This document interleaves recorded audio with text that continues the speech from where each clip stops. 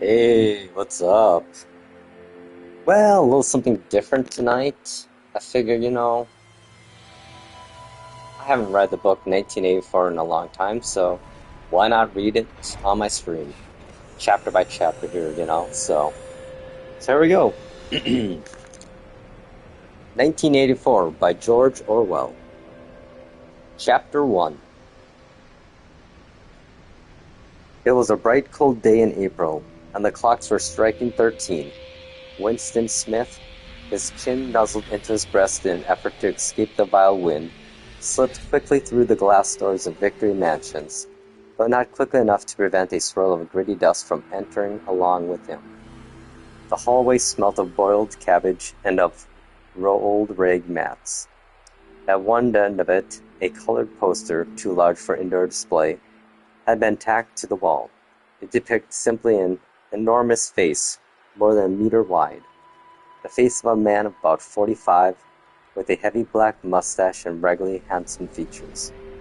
Winston made for the stairs. It was no use trying the lift. Even at the best times, it was seldom working, and at present the electric current was cut off during daylight hours. It was part of the economy drive in preparation for Hate Week. The flat was 7 flights up, and Winston, who was 39 and had a varicose ulcer above his right ankle, went slowly, resting several times on the way. On each landing, opposite the lift shaft, the poster with the enormous face gazed from the wall. It is one of those pictures which are so contrived that the eyes follow you about when you move. Big Brother is watching you. The caption beneath it ran. Inside the flat, a fruity voice was reading out a list of figures which had something to do with the production of pig iron. The voice came from an oblong metal plaque like a dulled mirror which formed part of the surface of the right-hand wall. Winston turned the switch, and the voice sank somewhat, though the words were still indistinguishable. The instrument, the telescreen it was called, could be dimmed, but there was no way of shutting it off completely. He moved over to the window, a smallish frail figure, the meagre of his body merely emphasized by the blue overalls which were the uniform of the party. His hair was very fair, his face naturally sanguine, his skin roughened by coarse soap and blunt razor blades, and the cold of the winter that had just ended. Outside, even though the shut-down pane, the world looked cold. Down in the street, little eddies of wind were swirling dust and torn paper into spirals. And though the sun was shining and the sky harsh blue, there seemed to be no color in anything except the posters that were plastered everywhere. The black mustached face gazed down from every commanding corner. There was one on the house front immediately opposite. Big Brother is watching you, the caption said, while the dark eyes looked deep into Winston's own. Down at street level, another poster, torn at one corner, flapped fitfully in the wind, alternating covering and uncovering the single word INGSOC. In the far distance, a helicopter skimmed down between the rows, hovered for an instant like a blue bottle, and darted away with a carving flight. It was the police patrol, snooping into people's windows. The patrols did not matter, however, only the top police mattered. Behind Winston's back, the voice from the telescreen was still babbling away about pig iron and the overfulfillment of the ninth three-year plan. The telescreen received and transmitted simultaneously. Any sound that Winston made above the level of a very low whisper would be picked up by it. Moreover, so long as he remained within the field of vision which the metal plaque commanded, he could be seen as well as heard. There was, of course, no way of knowing whether you were being watched at any given moment. How often or on what system the thought police plugged in on any individual wire was guesswork. It was even conceivable that they watched everybody all the time. But at any rate, they could plug in your wire whenever they wanted to. You had to live, did live, from habit that became instinct, in the assumption that every sound you made was overheard, and except in darkness, every movement scrutinized. Winston kept his back turned to the telescreen. It was safer, though, as he well knew, Even a back can be revealing. A kilometer away, the Ministry of Truth, his place of work, towered vast and white above the grimy landscape. This, he thought with a sort of vague distaste, this was London, chief city of Airstrip 1, itself the third most populous of the provinces of Oceania. He tried to squeeze out some childhood memory that could tell him whether London had always been quite like this. There are always these vistas of really 19th century houses, their sides shored up with balks of timber, their windows patched with cardboard, and their roofs with corrugated iron, their crazy garden walls sagging in all directions, and the bomb sites where the plaster dust swirled in the air, and the willow herbs straggled over the heaps of rubble, and the places where the bombs had cleared a larger patch, and there had sprung up sordid colonies of wooden dwellings like chicken houses. But it was no use. He could not remember. Nothing remained of his childhood except a series of bright-lit tableaux occurring against no background and mostly unintelligible. The Ministry of Truth, Minitrue and Newspeak. Newspeak was the official language of Oceania. For an account of its structure and etymology, see appendix. Was startlingly different from any other object in sight. It was an enormous pyramidal structure of glittering white concrete, soaring up, terrace after terrace, 300 meters into the air. From where Winston stood, it was just possible to read, picked out on its white face in elongated lettering, the three slogans of the party. War is peace. Freedom is slavery. Ignorance is strength.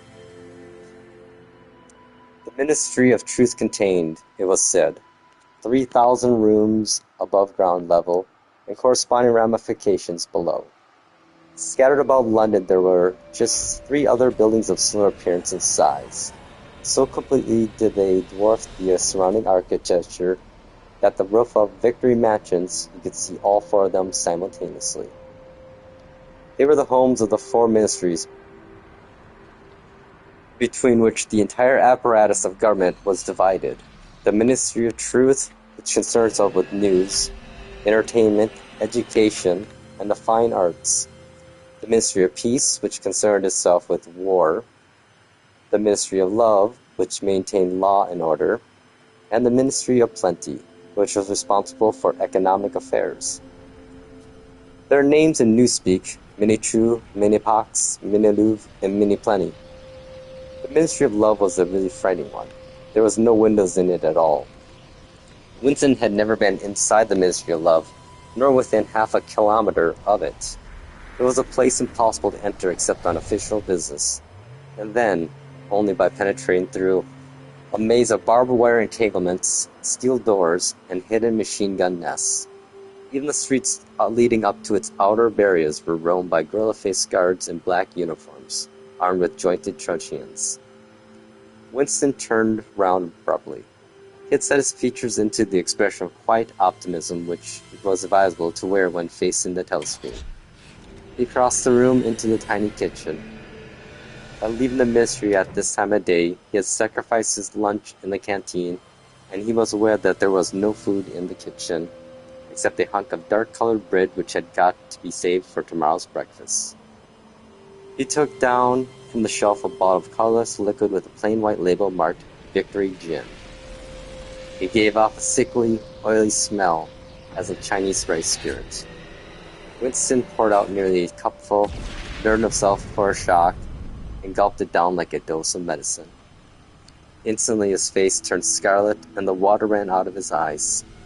The stuff was like nitric acid. Moreover, in swallowing it, one had the sensation of being hit on the back of the head with a rubber club. The next moment, however, the burning in his belly died down, and the world began to look more cheerful.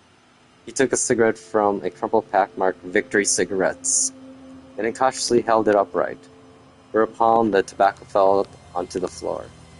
With the next he was more successful. He went back to the living room and sat down at a small table that stood to the left of the telescreen. From the table drawer he took out a pen holder, a bottle of ink, and a thick quarto-sized blank book with a red back and a marbled cover. For some reason, the telescreen in the living room was in an unusual position. Instead of being placed as was normal, in the end wall where it could command the whole room, it was in the long wall opposite the window.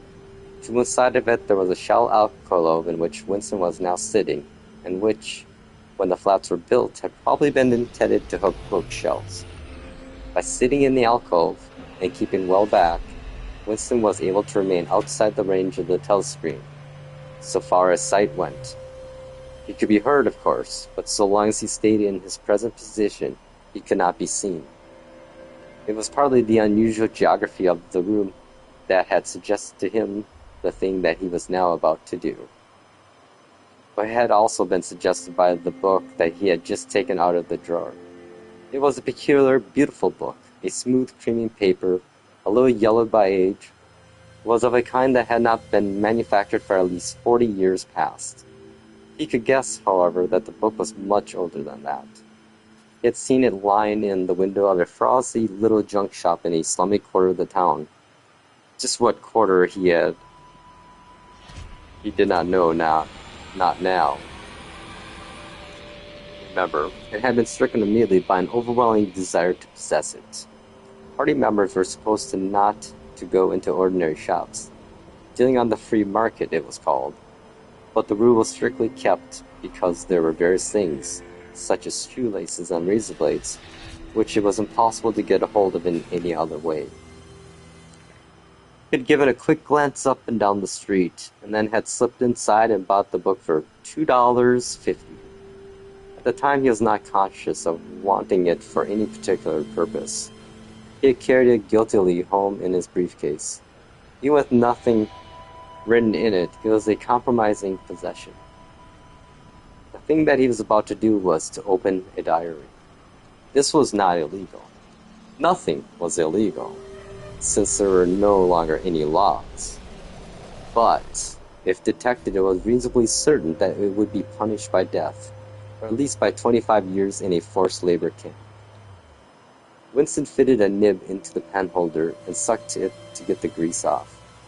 The pen was an archaic instrument, seldom used even for signatures, and he had procured one, furtively, with some difficulty, simply because of a feeling that the beautiful creamy paper deserved to be written on with a real nib instead of being scratched with an ink pencil. Actually, he was not used to writing by hand. Apart from very short notes, it was unusual. It was usual to dictate everything into the speak-write, which was, of course, impossible for his present purpose. He dipped the pen into the ink and then faltered for just a second. A tremor had gone through his bowels. To mark the paper was a decisive act. In small, clumsy letters, he wrote, April 4th, 1984. He sat back. A sense of complete helplessness had descended upon him. To begin with, he did not know with any certainty that this was 1984. It must be around about that date, since he was fairly sure that his age was 39, and he believed that he had been born in 1944 or 1945. But it was never possible nowadays to pin down any date within a year or two. For whom it suddenly occurred to him to wonder, was he writing this diary? For the future? For the unborn?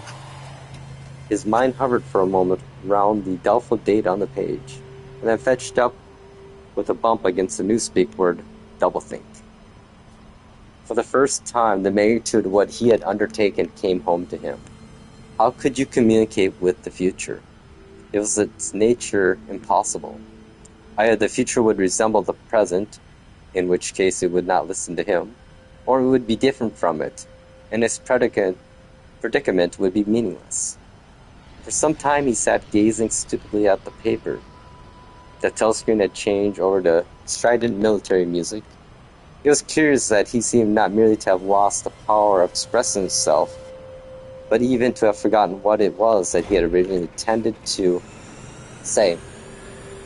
For weeks past he had been making ready for this moment, and it had never crossed his mind that anything would be needed except courage. The actual writing would be easy. All he had to do was to transfer to paper the interminable restless monologue that had been running inside his head literally for years. At this moment, however, even that monologue had dried up. Moreover, his varicose ulcer had begun itching unbearably. He dared not scratch it, because if he did so, it would always become inflamed. The seconds were ticking by. He was conscious of nothing except the blankness of the page in front of him, the itching of the skin above his ankle, the blaring of the music, and a slight booziness caused by the gin. Suddenly, he began writing in sheer panic, only imperfectly aware of what he was setting down. His small but childish handwriting straggled up and down the page, shedding first its capital letters and finally even its full stops. April 4th, 1984. Last night to the flicks, all war films. One very good one of a ship full of refugees being bombed somewhere in the Mediterranean. Ian's much amused by shots of a great huge fat man trying to swim away with a helicopter after him. First you saw him wallowing alone in the water like a porpoise. Then you saw him through the helicopter's gun sights. Then he was full of holes and the sea around him turned pink and he sank as suddenly as though the holes had let the water in. Audience shouted with laughter when he sank. Then you saw a lifeboat full of children with a helicopter hovering over it. There was a middle-aged woman, who might have been a Jewess, sitting up in the boat with a little boy about 3 years old in her arms. Little boy screaming with fright and hiding his head between her breasts as if he was trying to burrow right into her. And the woman putting her arms around him and comforting him, although she was blue with fright herself, all the time covering him up as much as possible, as if she thought her arms could keep the bullets off him. Then the helicopter planted a 20-kilo bomb in among them, terrific flash, and the boat went all to matchwood. Then there was a wonderful shot of a child's arm going up, right into the air. A helicopter with a camera and snows must have followed up, and there was a lot of applause from the party seats, while a woman down the pole part of the house suddenly started kicking up a fuss and shouting they didn't out her. I showed it, not in front of kids. They ain't right, not in front of kids, ain't until police turn her out. I don't suppose anything happened to her. Nobody cared what the pearls say. Typical role reaction. They never. Winston stopped writing, partly because he had suffered from cramp. He did not know what had made him pour out the stream of rubbish. But the curious thing was that while he was doing so, a totally different memory had clarified itself in his mind, to the point where he almost felt equal to writing it down. It was, he now realized, because of this other incident that he had suddenly decided to come home and begin the diary today. It happened that morning at the ministry, if anything so nebulous could said to happen. It was nearly 1100, and in the records department, where Winston worked, they were dragging the chairs out of the cubicles and grouping them in the center of the hall opposite the big telescreen, in preparation for the 2 minutes hate.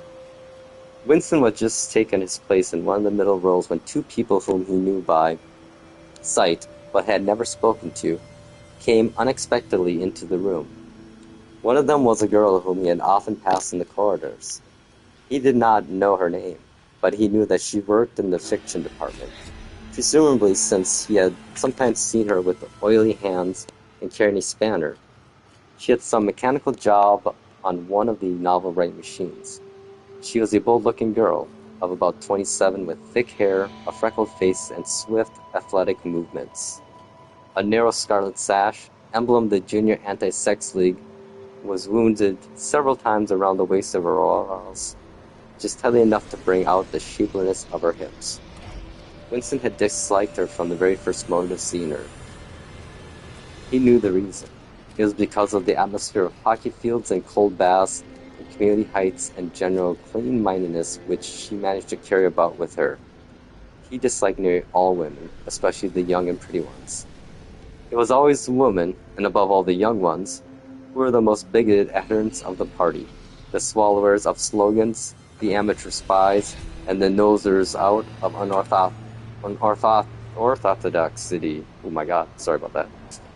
But this particular girl gave him the impression of being more dangerous than most. Once when they passed in a corridor, she gave him a quick sidelong glance which seemed to pierce right into him, and for a moment had filled him with black terror. The idea had even crossed his mind that she might be an agent of the thought police. That, it was true, was very unlikely. Still, he continued to feel a peculiar uneasiness, which had fear mixed up in it as well as hostility, whenever she was anywhere near him. The other person was a man named O'Brien, a member of the inner party and holder of some post so important and remote that Winston had only a dim idea of its nature. A momentary hush passed over the group of people around the chairs as they saw the black overalls of an inner party member approaching. O'Brien was a large, burly man with a thick neck and a coarse, humorous, brutal face. In spite of his formidable appearance, he had a certain charm of manner. He had a trick of resettling his spectacles on his nose, which was curiously disarming, in some indefinable way, curiously civilized. It was a gesture which, if anyone had still thought in such terms, might have recalled an 18th century nobleman offering his snuff-box. Winston had seen O'Brien perhaps a dozen times in almost as many years. He felt deeply drawn to him, and not so because he was intrigued by the contrast between O'Brien's urbane manner and his prize-fighting physique. Much more, it was because of a secretly held belief, or perhaps not even a belief, merely a hope, that O'Brien's political orthodoxy was not perfect. Something in his face suggested it irresistibly.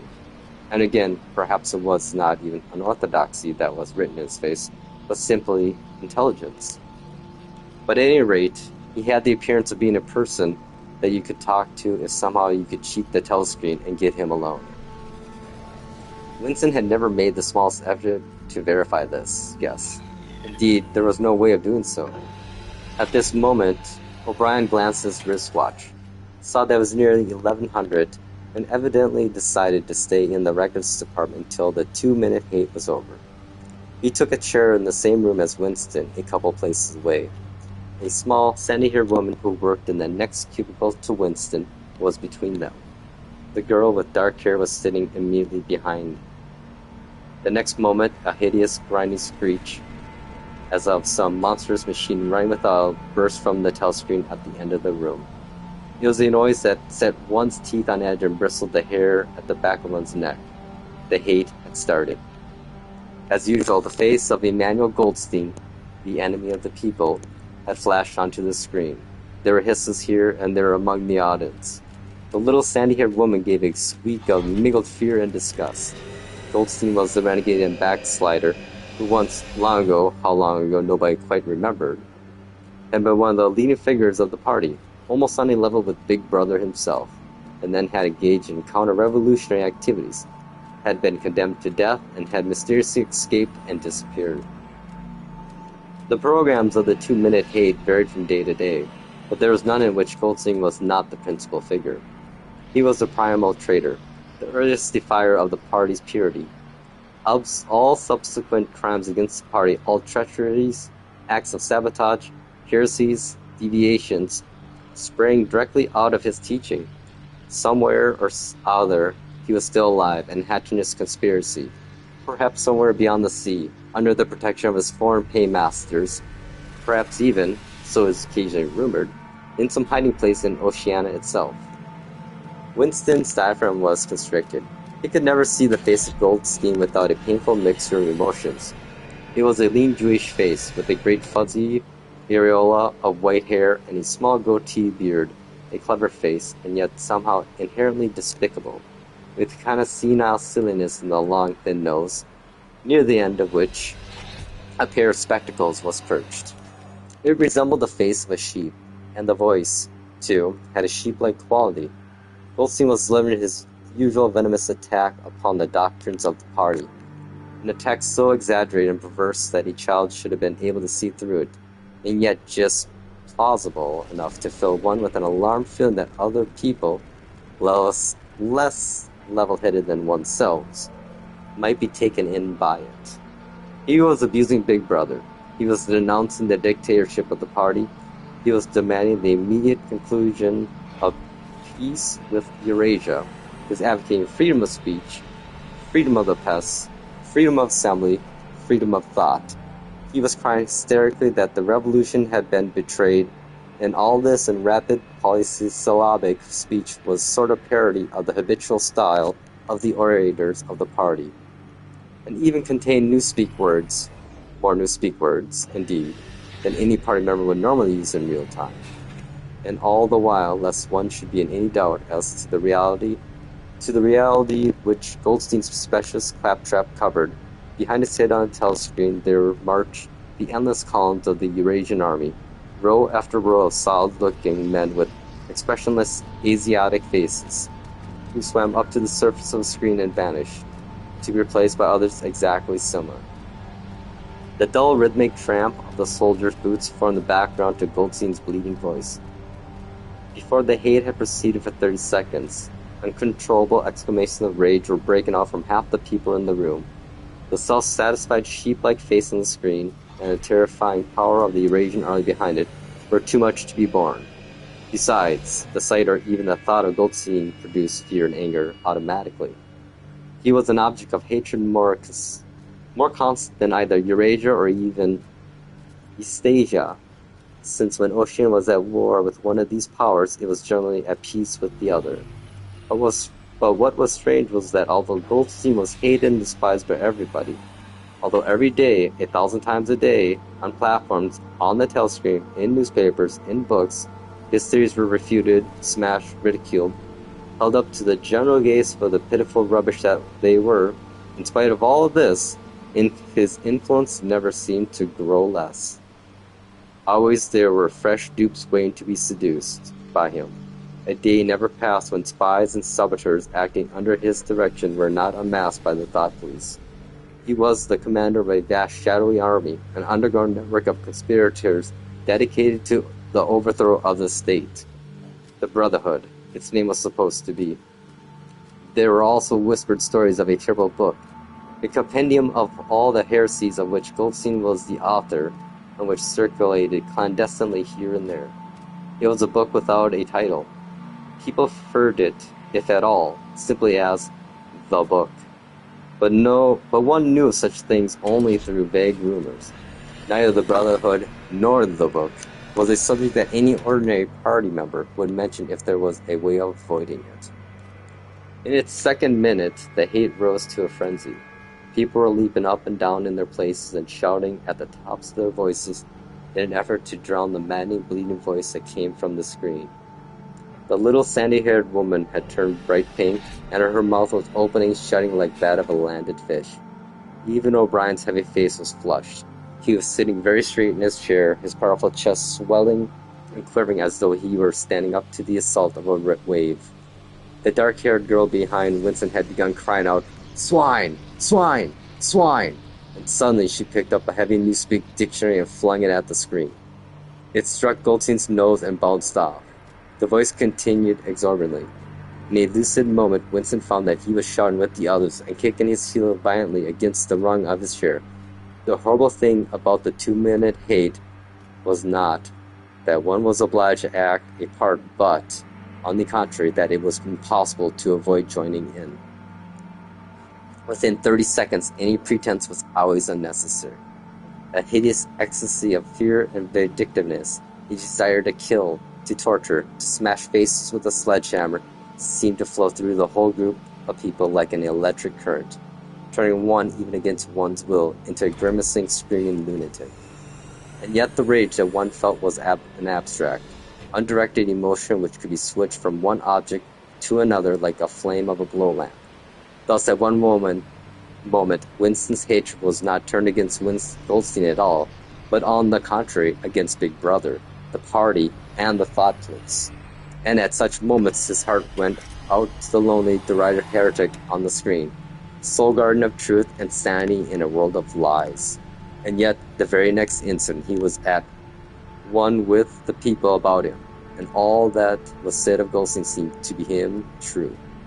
At those moments, his secret loathing of Big Brother changed into adoration, and Big Brother seemed to tower up, an invincible, fearless protector, standing like a rock against the hordes of Asia and Goldstein, and in spite of his isolation, his helplessness, and the doubt that hung about his very existence, seemed like some sinister enchanter, capable by the mere power of his voice of wrecking the structure of civilization. It was even possible at moments to switch one's hatred this way or that by a voluntary act. Suddenly, by the sort of violent effort with which one wrenches one's head away from the pillow in a nightmare, Winston succeeded in transferring his hatred from the face on the screen to the dark-haired girl behind him. Vivid, beautiful hallucinations flashed through his mind. He would flog her to death with a rubber truncheon. He would tie her naked to a stake and shoot her full of arrows like Saint Sebastian. He would ravish her and cut her throat at the moment of climax. Better than before, moreover, he realized why it was that he hated her. He hated her because she was young and pretty and sexless, because he wanted to go to bed with her and would never do so, because around her sweet supple waist, which seemed to ask you to encircle it with your arm, there was only the odious scarlet sash, aggressive symbol of chastity. The hate rose to its climax. The voice of Goldstein had become an actual sheep's bleat, and for an instant the face changed into that of a sheep. Then the sheep face melted into the figure of a Eurasian soldier who seemed to be advancing, huge and terrible, his submachine gun roaring and seeming to spring out of the surface of the screen so that some of the people in the front row actually flinched backwards in their seats. But in the same moment, drawing a deep sigh of relief from everybody, the hostile figure melted into the face of Big Brother, black-haired, black-mustached, full of power and mysterious calm, and so vast that it almost filled up the screen.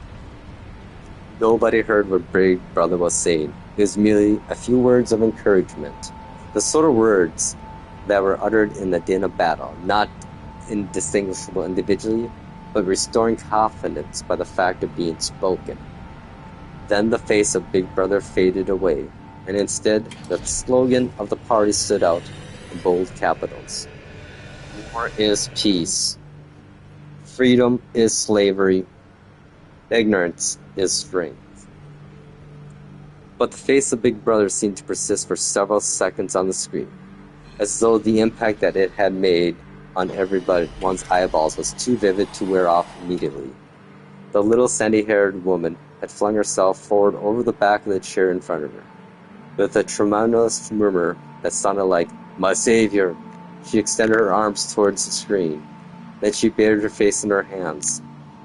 It was apparent that she was uttering a prayer.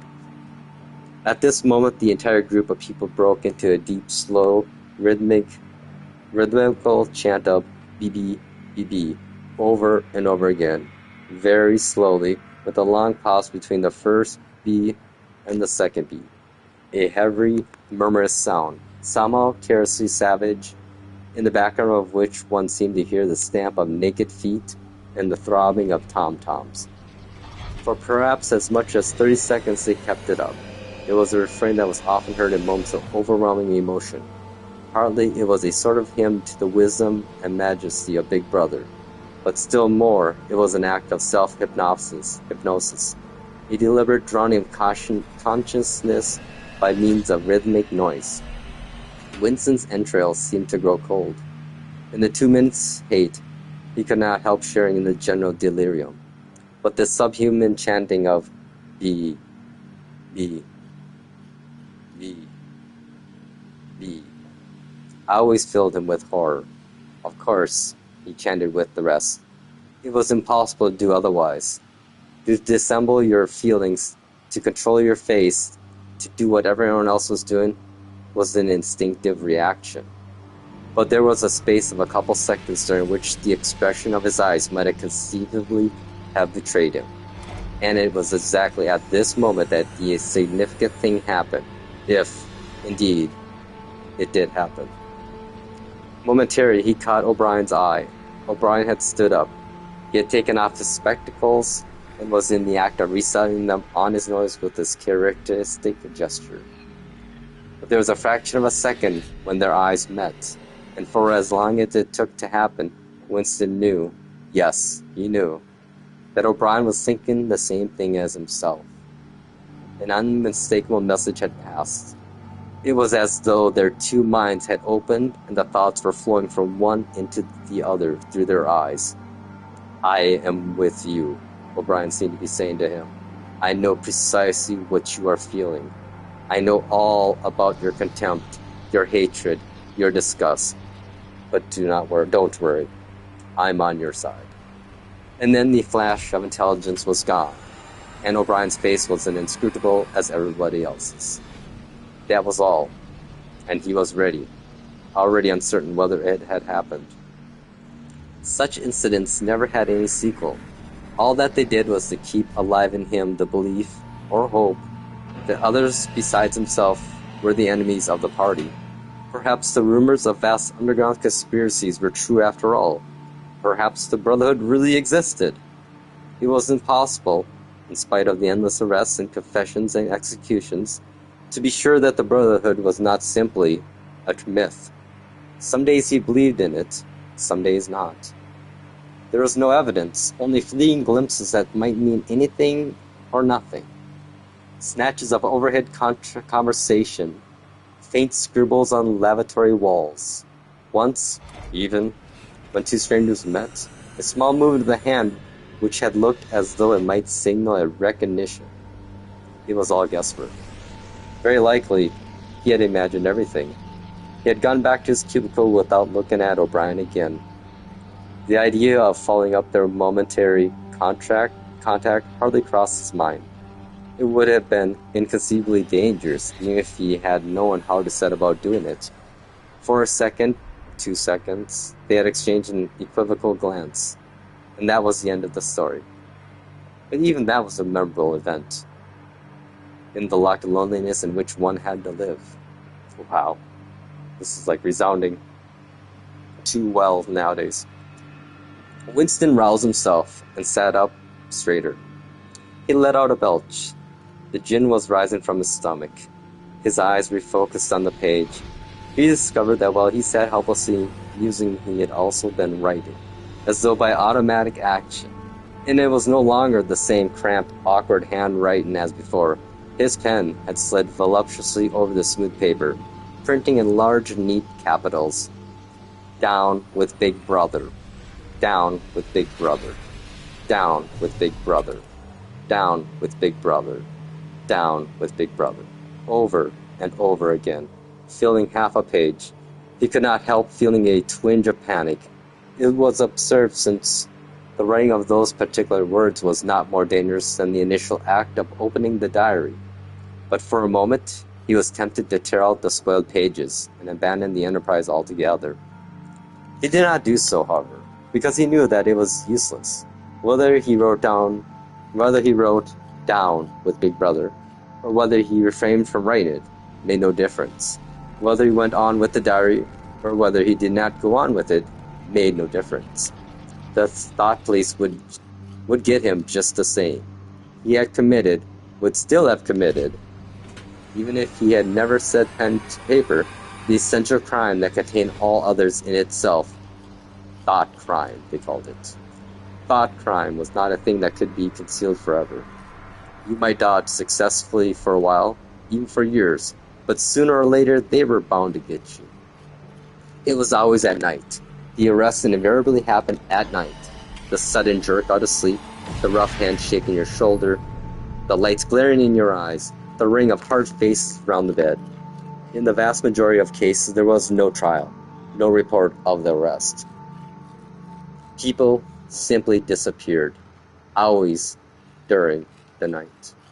Your name was removed from the registers. Every record of everything you had ever done was wiped out. Your one-time existence was denied and then forgotten. You were abolished, annihilated. Vaporized was the usual word. For a moment he was seized by a kind of hysteria. Began writing in a hurried, untidy scrawl. They'll shoot me, I don't care. They'll shoot me in the back of the neck. I don't care. Down with Big Brother. They always shoot you in the back of the neck. I don't care. Down with Big Brother. He sat back in his chair, slightly ashamed of himself. Laid down the pen. The next moment he started violently. There's a knocking at the door. Already! He sat as still as a mouse, in the futile hope that whoever it was might go away after a single attempt. But no. The knocking was repeated. The worst of all would be to delay. His heart was thumping like a drum, but his face, from long habit, was probably expressionless. He got up, and moved heavily towards the door. End of chapter 1. I think that's all I'll do for tonight.